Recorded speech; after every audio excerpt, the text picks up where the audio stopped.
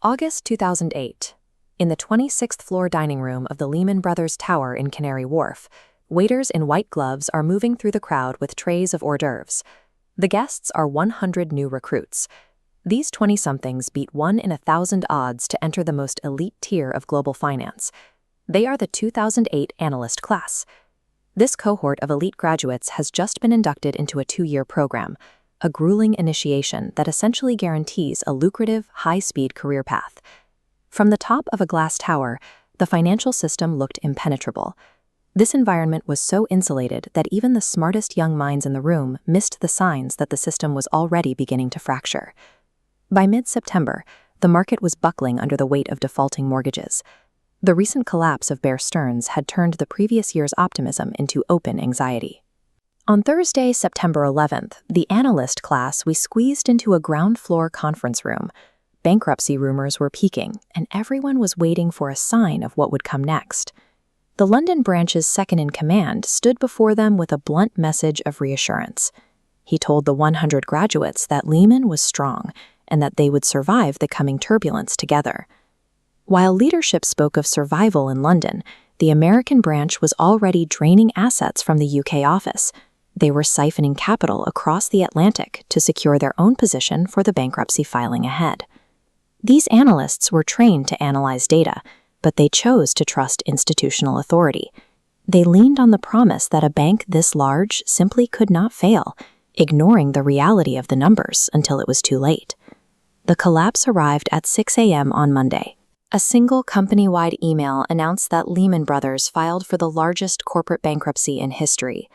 By the time the markets opened, global credit lines were severed. On the trading floor, $1,000-an-hour bankers found themselves staring at screens they could no longer use. One analyst arrived to find a colleague frantically unscrewing his computer monitor from his desk. He told the junior that he was taking whatever he could before the liquidators arrived. In the restroom, a managing director, someone previously feared as a demigod of the trading floor, was found sitting on the floor, crying. At a nearby desk, a senior executive who had just lost millions in company stock sat in a trance.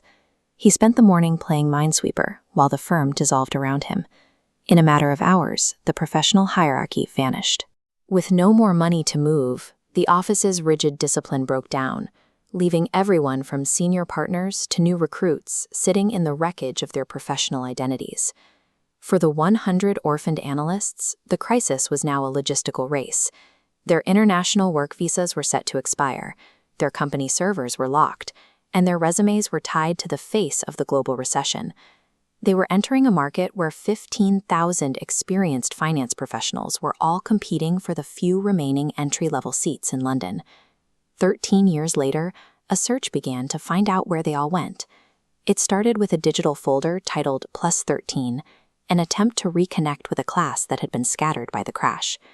Tracking them down meant looking across continents. Many abandoned their blueprints, moving to new countries, leaving finance entirely. These scattered endpoints are the real legacy of the 2008 crash. That weekend hard-coded a deep-seated caution into an entire generation, shaping their decisions for 15 years. Some pivots were total. The class superstar walked away from banking to spend 6 years in medical school, eventually becoming a radiologist. Others stayed in the markets, but moved toward the tangible, like the analyst who found a niche managing and trading physical reserves of uranium. For one analyst, the collapse of his banking career meant moving back to Morocco to work with his father. He lost a prestige salary, but gained a decade of family connection he would have otherwise spent in a glass tower. A few managed to stay at the top of the industry, though they are now traders who keep one eye on the exit, knowing that no institution is ever as safe as it claims to be. The analysts who thrived shared a common ability to reinvent themselves the moment their guaranteed future disappeared. In a system built on perceived stability, their real power turned out to be resilience.